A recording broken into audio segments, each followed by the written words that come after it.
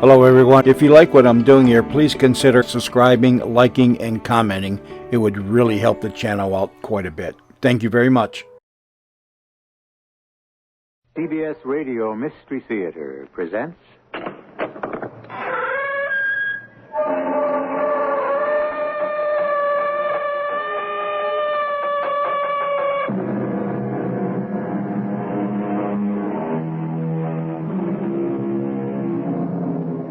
Come in. Welcome. I'm E.G. Marshall. Most of us have read or at least heard of The Scarlet Letter by Nathaniel Hawthorne. But by the time it appeared in 1850, its author, then 46 years old, had been writing and publishing since his graduation from college collections of short stories. It is one of these that we are about to bring you, written long before The Scarlet Letter, and titled The Birthmark. Watch closely. The slender stalk shoots upward. The leaves unfold. And there, in the center, a perfect flower.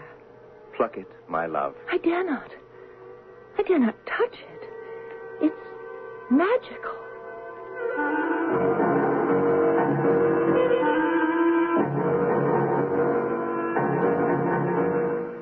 Our mystery drama, The Birthmark, was written especially for the Mystery Theater by Elspeth Eric and stars Tony Roberts and Gordon Heath.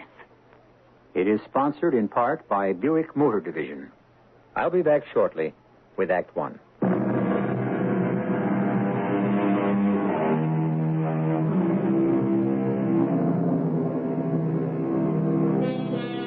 In the latter part of the 18th century, when this country was being born and the recent discovery of electricity and kindred mysteries of nature seemed to open paths into the region of miracle, it was not uncommon for the love of science to rival the love of woman. This is the story of one such rivalry.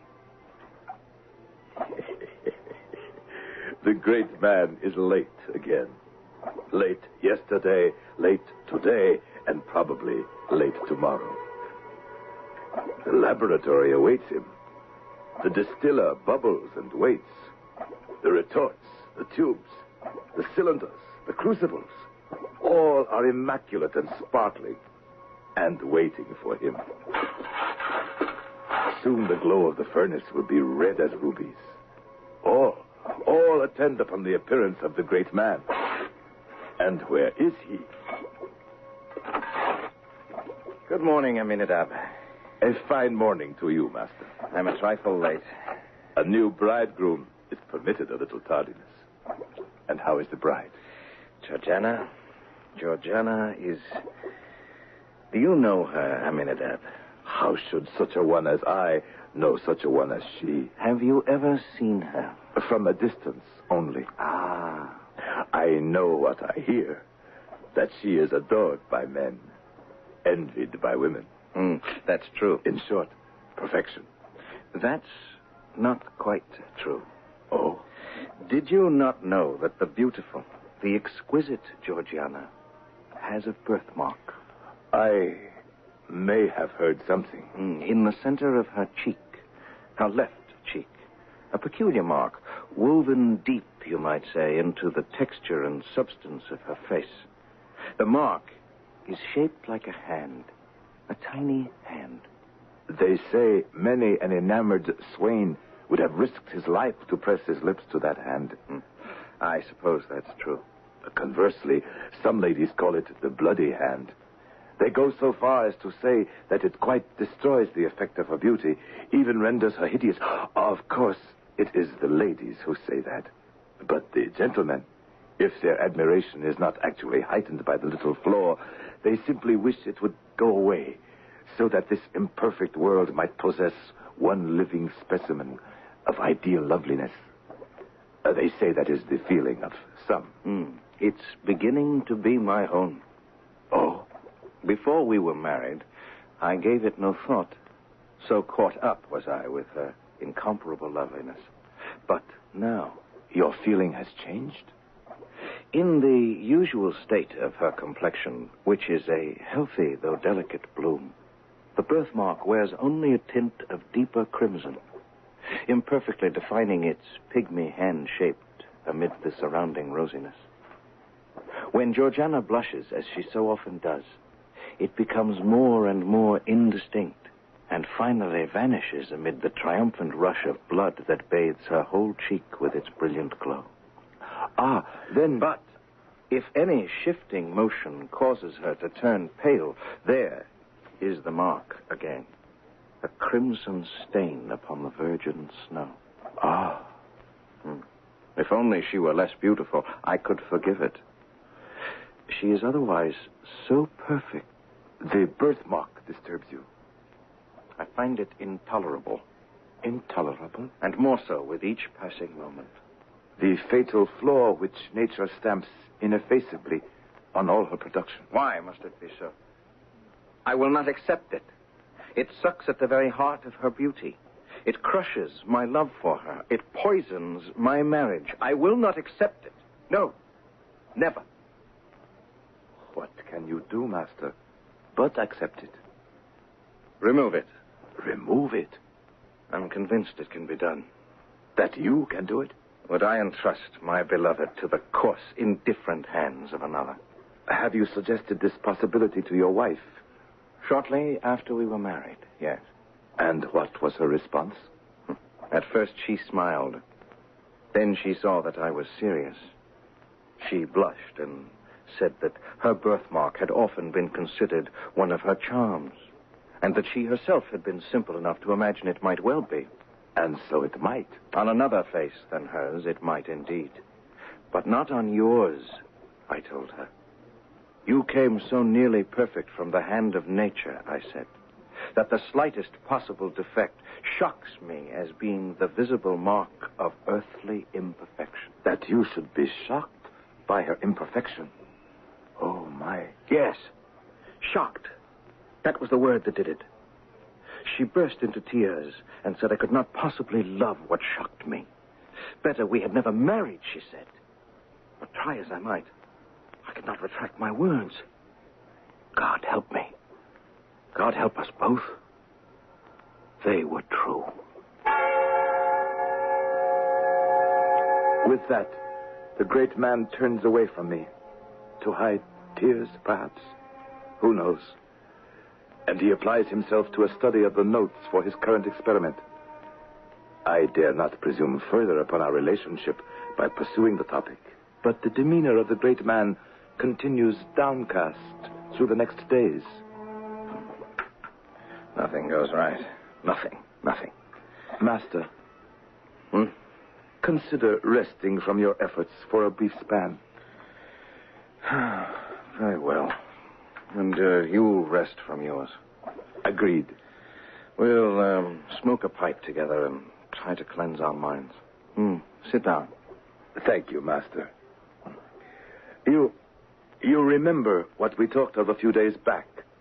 Your wife, her birthmark, the possibility of removing it. Yes, I remember too well. It occurs to me that things may be going poorly for you here in the laboratory because your mind is still occupied with that problem. My mind is obsessed with it. Consumed by it. You cannot believe how it has taken over my thoughts. I am destroyed by my obsession with my beloved's birthmark and how to be rid of it. Have you spoken of it further? To her? I cannot help it. I mean not to speak of it. Wrench my thoughts and my words away from it, firmly, purposefully. But no matter what my intent, what my effort, I revert inevitably to the subject of the birthmark. Aminadab, it has become the central point of my existence. With the morning light, I open my eyes to my wife's face and see immediately the sign of imperfection. When we sit together at the evening hearth, my eyes wander stealthily to her cheek and behold, flickering with the blaze of the wood fire, the spectral hand. And is your young wife aware of your furtive spying? Unhappily, she is. Now she shudders at my gaze. My poor master. The other night, I had a dream. You know, Aminadab, that I place great store by dreams and their meaning. Georgiana woke me and told me that I had cried out in my sleep, that I had shouted. It is in her heart now. We must have it out. She asked me did I have any recollection of the dream that had caused me to utter those horrendous words. And did you? I told her no, and it was true. I had no remembrance whatsoever, though I might understandably have had a dream about the birthmark, since before I fell asleep it had taken a firm hold on my musings. And you cannot remember the dream? No. And yet... Yes. And yet? Speaking with you here, now, relaxed the way we are. Yes. There's a spark. There's a glimmer. Yes, Master? You were in my dream, Aminadab. I, Master? Yes. You and I were together. We were attempting an operation for the removal of the Crimson Hand. Oh, Master. But the deeper went the knife, the deeper sank the little hand, until, at length, its tiny grasp caught hold upon her heart. Master, for the love of God. But even then, I was resolved, inexorably resolved, to cut it out or wrench it away. Oh, Master. What's to be done? I must tell Georgiana the dream. Must you?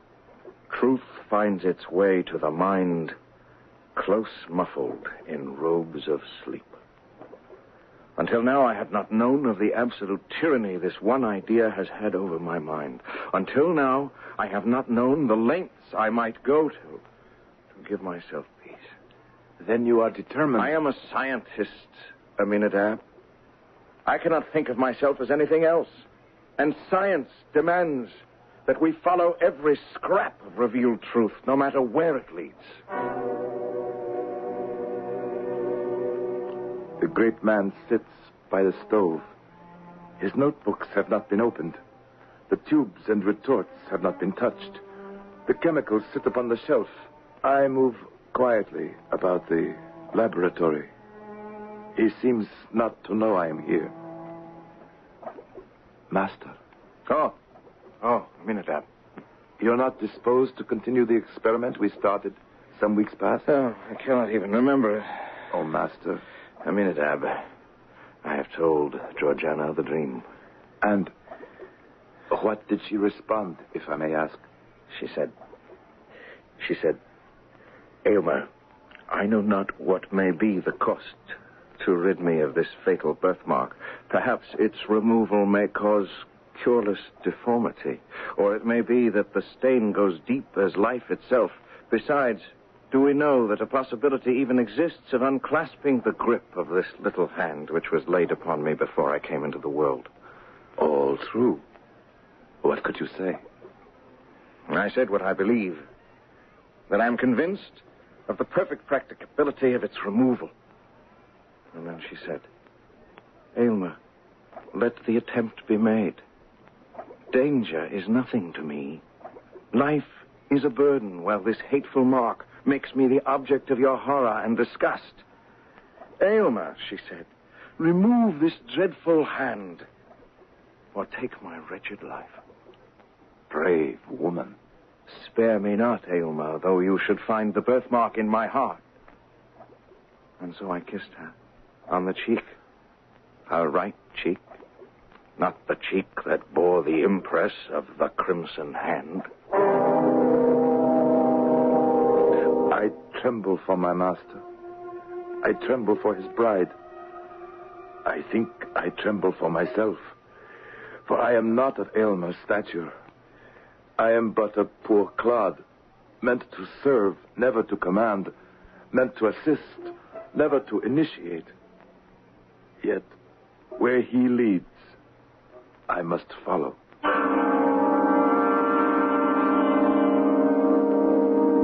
Let me not to the marriage of true minds admit impediment. Love is not love that alters when it alteration finds. Shakespeare wrote that in a sonnet.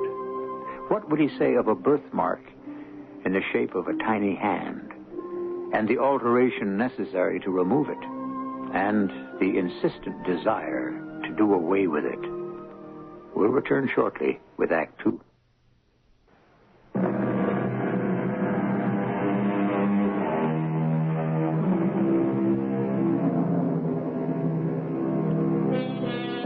No sooner had the great scientist married the most beautiful of women than his critical eye fastened upon a flaw in her beauty. A tiny birthmark in the shape of a hand, which glowed fiery red against the pallor of one cheek. Haunted by the desire to erase the slight blemish, he has attained her consent to attempt the erasure himself, no matter what the consequence. All work on our current experiments has been suspended for a full 2 weeks. We are in a fever of remodeling and refurbishing. You must understand that before he married the lovely Georgiana, my master had occupied certain extensive inner chambers connected to his laboratory. Here he had lived during his toilsome youth, while he made those discoveries that had roused the admiration of all the learned societies in Europe. Now he proposed to use these apartments for another purpose. It's a perfect plan, Aminadab. It will give me the opportunity for the intense thought and constant watchfulness the coming operation will require.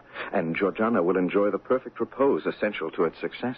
You will bring her here? We will live in the inner chambers together, seclude ourselves there. She will not enter the working laboratory until the crucial day. But the adjacent rooms will be a sort of private paradise. I want the walls hung with the most gorgeous curtains. I shall select them myself, since you are scarcely capable. Quite so. It will be all grandeur and grace. The draperies will fall from ceiling to floor in rich and ponderous folds, concealing all angles and straight lines. The sunshine will be excluded, lest it interfere with my chemical processes. But there will be, instead, the most beautiful perfumed lamps, emitting flames of various hues, uniting all in a soft, impurpled radiance. You follow me? Yes, master. Those smoky, dingy, somber rooms will change to an exquisite abode for the loveliest of women. I can scarce contain my excitement. My palms sweat. My breath comes rapidly. My eyes are glazed with anticipation. For soon the door will open, and the fabled Georgiana will walk through it. I shall see her. Yes, I, the stunted, the ugly, the hairy, the grimy, the earthy, shall see her. I shall see her close. Enter, my love. What do you think of your new abode? Exquisite. My dear, you're trembling. It can't be helped. Noblest, dearest, tenderest wife, do not doubt my power. I have given this matter the deepest thought. I know. Then why do you tremble? Why are you so cold? Why so pale? You're white as a ghost, my love. Am I? And let me reassure you, dear heart. Come into my arms. Oh, Elmer. There now. No.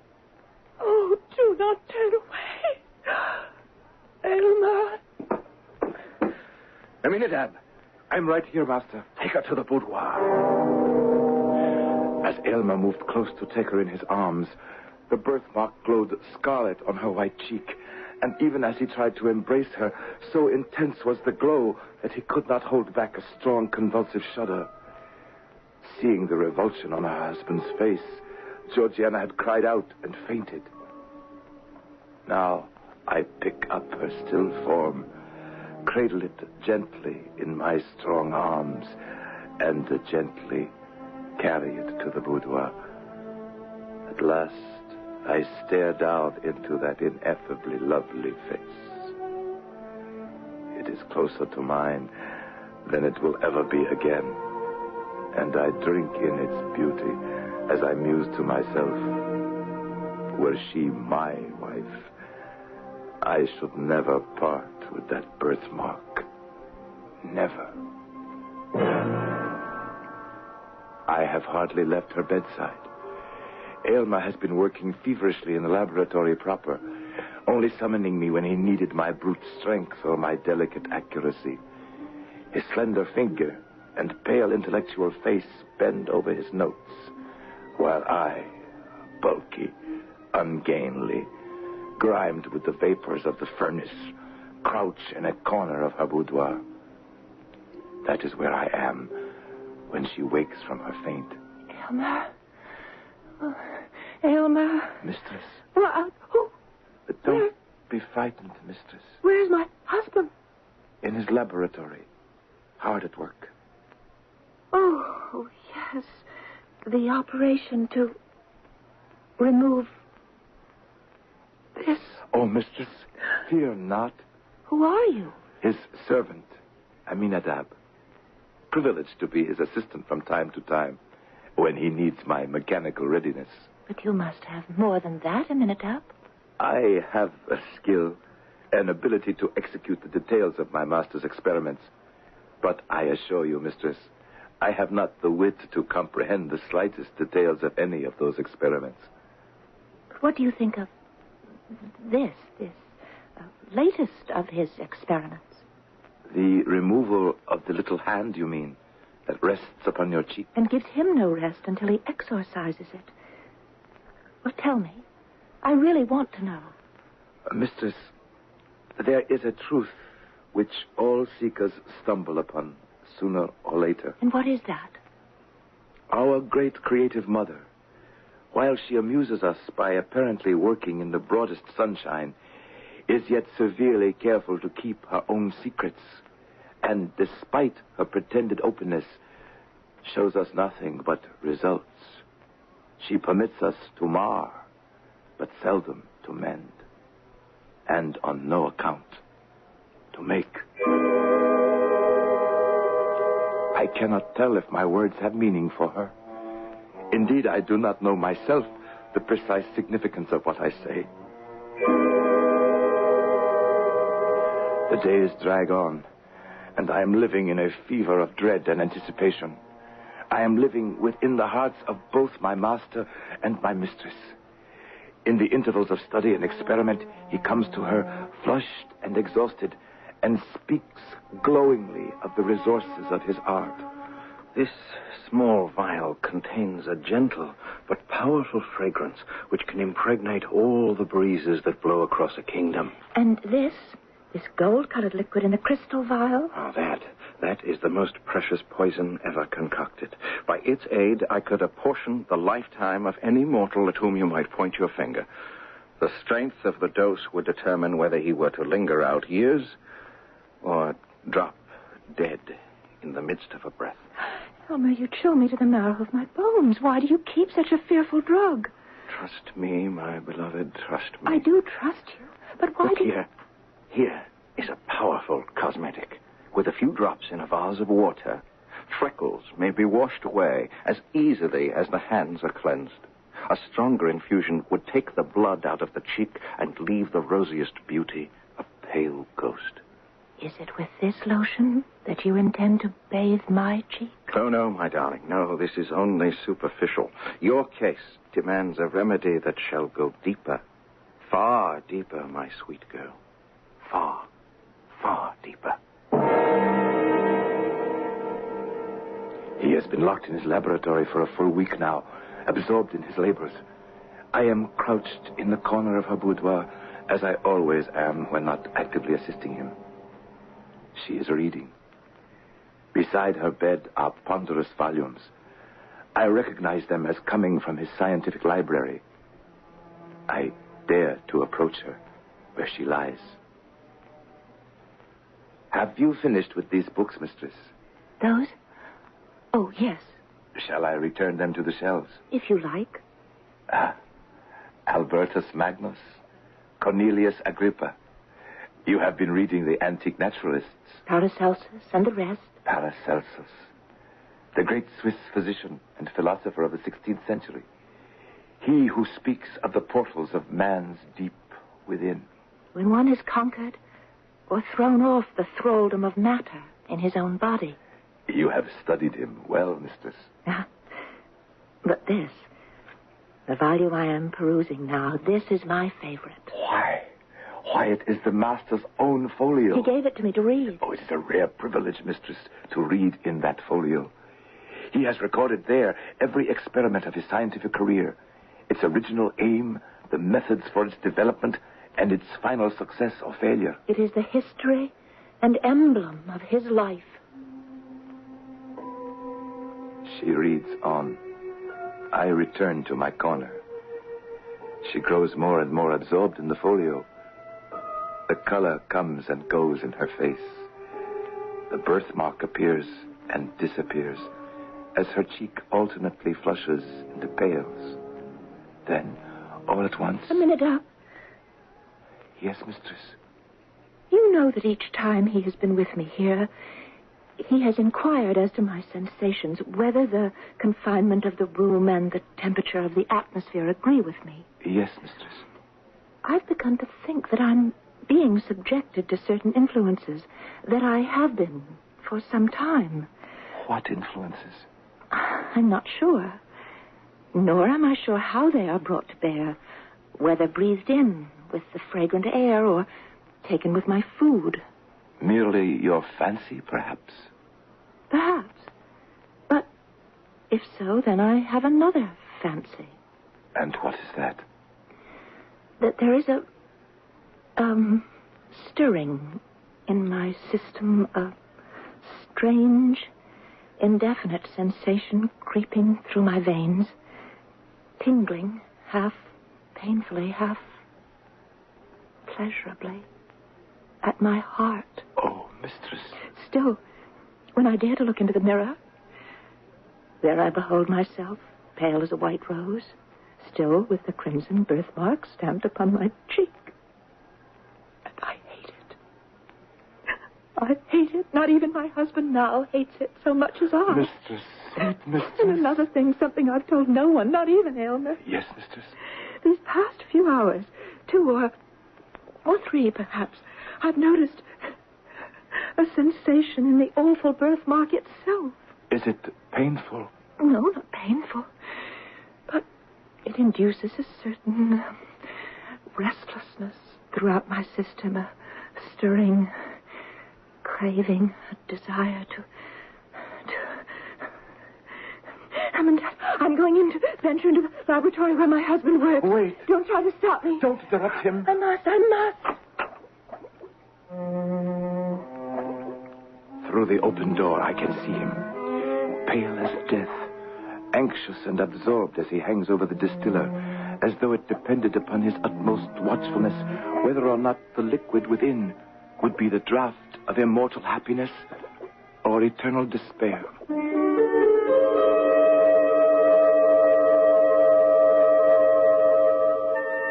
The world of science is one I know little of. The reasoning and the deductions of great scientists are beyond my comprehension. But this I do know. All their arduous journeys to logical deductions, all their fevered experiments along the way, all these descend directly from the ancient, fervid belief in magic. We shall return to you presently with the concluding act.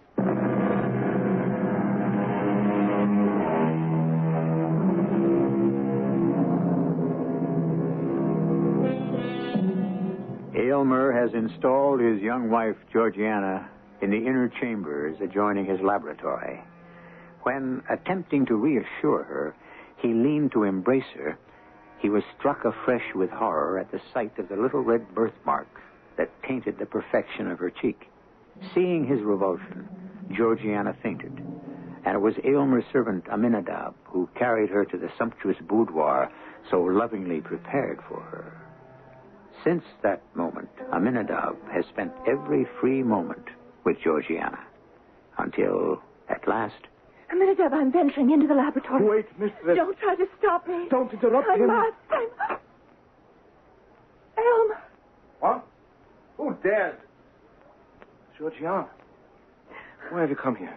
It was necessary. Have you no trust in your husband? Oh, Aylmer. Will you throw the blight of that fateful birthmark over my labors? Aylmer, no, never. Go, woman, go! I implore you. Tell me all the risk we run. No, Georgiana. Fear not that I shall shrink.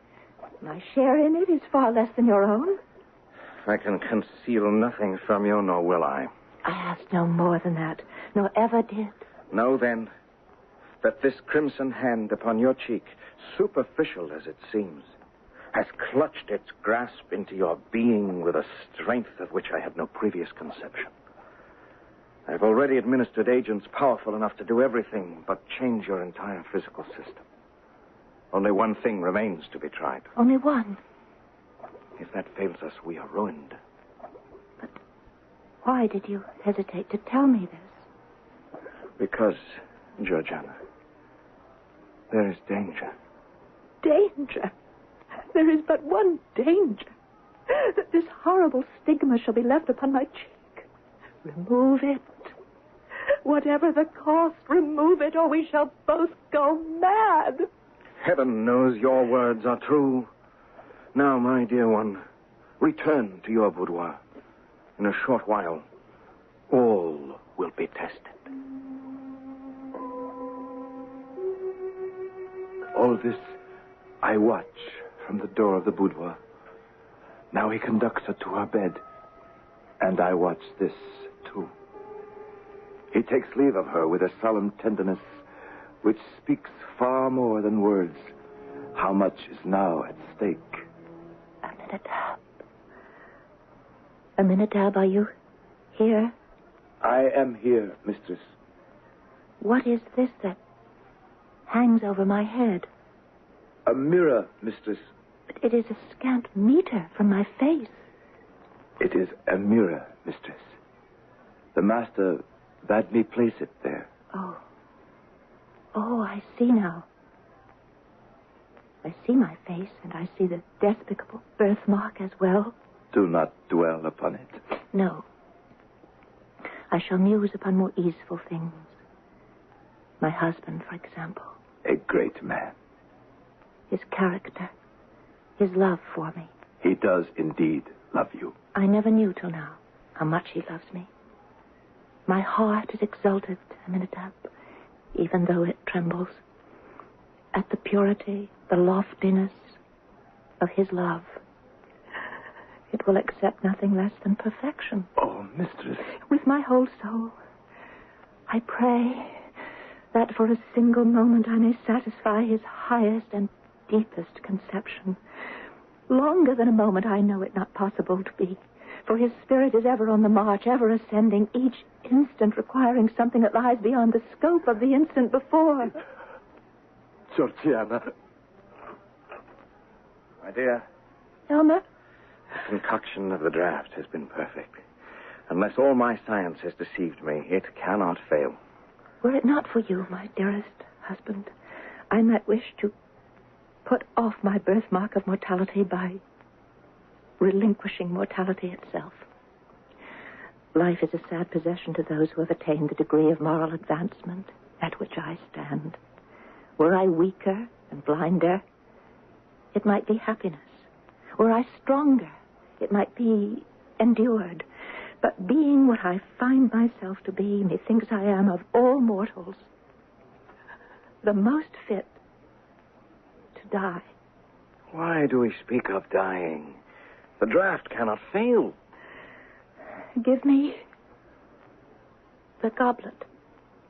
Georgiana. I joyfully stake all upon your word. Drink, then. Drink. The liquid is like water from a heavenly fountain. Now, my dearest, let me sleep. My earthly senses are closing over my spirit, like the leaves around the heart of a rose at sunset.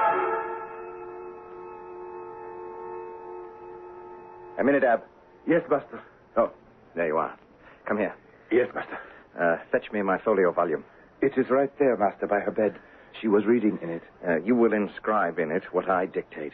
I shall watch her for symptoms and relay them to you. Yes, master. I am ready. Her cheeks are flushed. Cheeks flushed. Be sure to note down the precise time of each entry. Yes, master. Breath is slightly irregular. Slightly irregular breath. Left eyelid quivers. Left eyelid.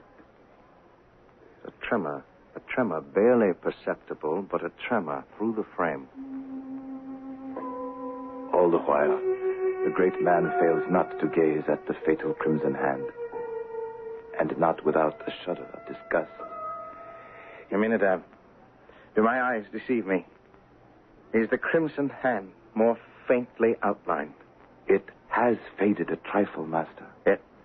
Yet she is pale as ever. But the birthmark is less distinct. I shall conquer. I shall conquer. I know it. I shall conquer. The presence of the Scarlet Hand has been awful, God knows. But its departure is more awful still. Watch the stain of a rainbow fade out of the sky, and you will know of the passing of the birthmark.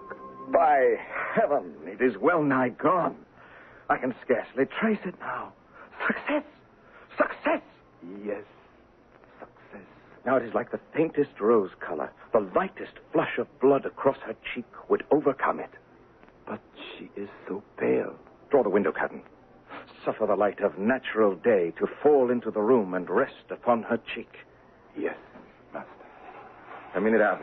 You'll serve me well. You and I, matter and spirit, earth and heaven, both have done their part in this. Laugh, you thing of the senses. You have earned the right to laugh, and so have I. Success is ours, yours and mine.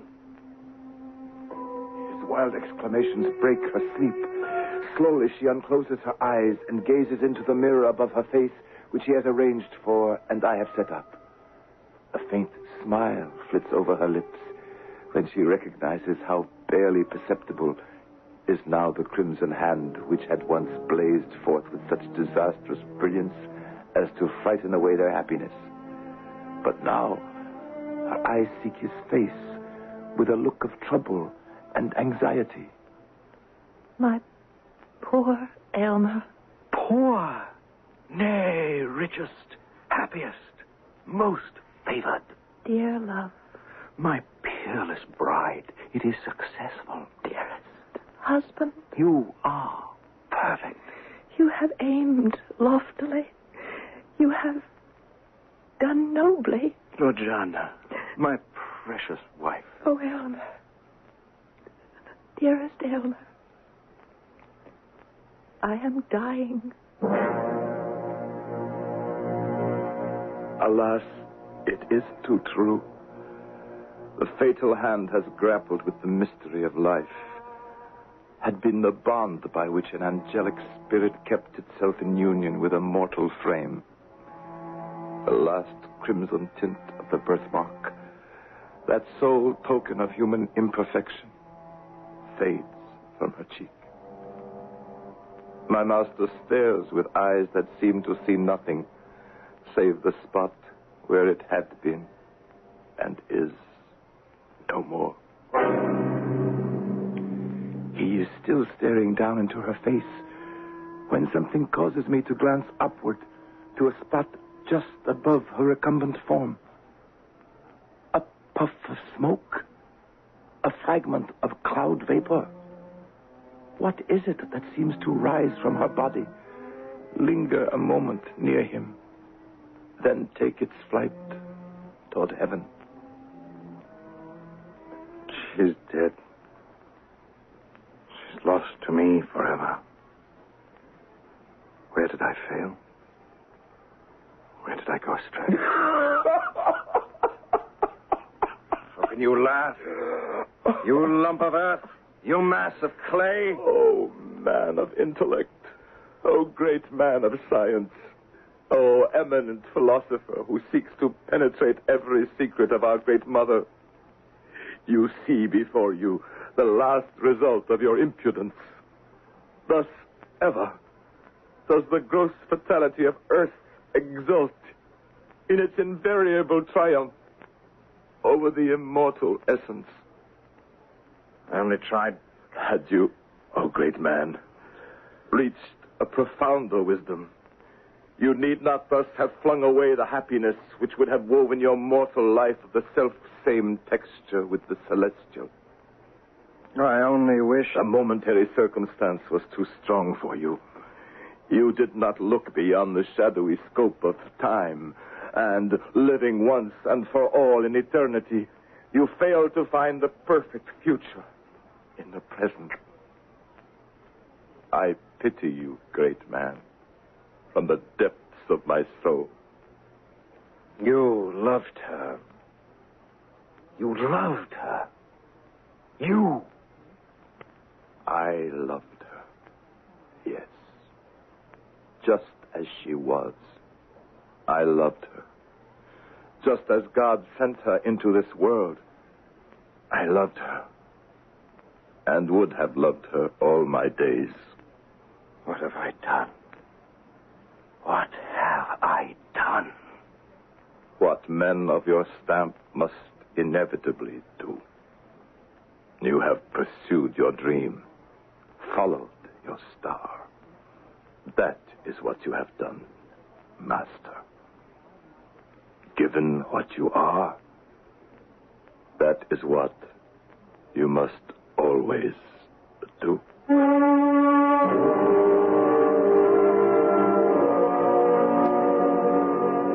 The story of the birthmark was written over 100 years ago, at a time when the worship of science was sweeping over the world. In the last century, this worship has grown to a frenzy. We bow before its power. We refuse to believe that it cannot resolve all our woes. When will we learn that science is not a god? That it was never meant to be worshipped? That it is our servant only, never our master? I'll be back shortly.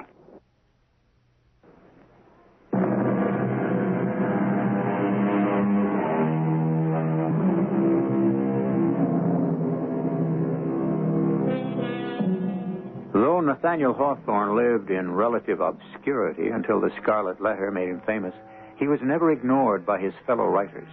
Longfellow admired him hugely, and so did Herman Melville. And Edgar Allan Poe called him the example par excellence of the privately admired and publicly unappreciated man of genius. Our cast included Tony Roberts, Gordon Heath, and Marian Seldes. The entire production was under the direction of Hyman Brown. And now, a preview of our next tale. How far a radius, I don't know yet. That is still to be explored. Still to be nothing. Hey, I'm getting out of here. You are crazy. Now, Rick. I am getting out. Now, first of all, I don't believe this nonsense. Nobody can make weather happen. And what's more, I have had enough of your freaky business. You can keep the dough. I want out. You'll think differently tomorrow. Tomorrow, nothing. I'm through with you. You understand? Through. Again. What? Shout at me again. I Shout. ought to bust you right in the You're doing it, Rick. Believe it or deny it, but it's true. You are doing that. Storm or no storm, I'm leaving. You turned me into a freak. A freak like you. Rick, wait. I don't know where I'm going, but I'm getting as far away from here as I can. No, Rick, you can't. You've got to stay under my care now. I am getting out of here while I've still got my skin and what's left of my sanity. Rick! And don't try to find me. I am Rick! This is E.G. Marshall inviting you to return to our Mystery Theater for another adventure in the macabre. Until next time, pleasant dreams.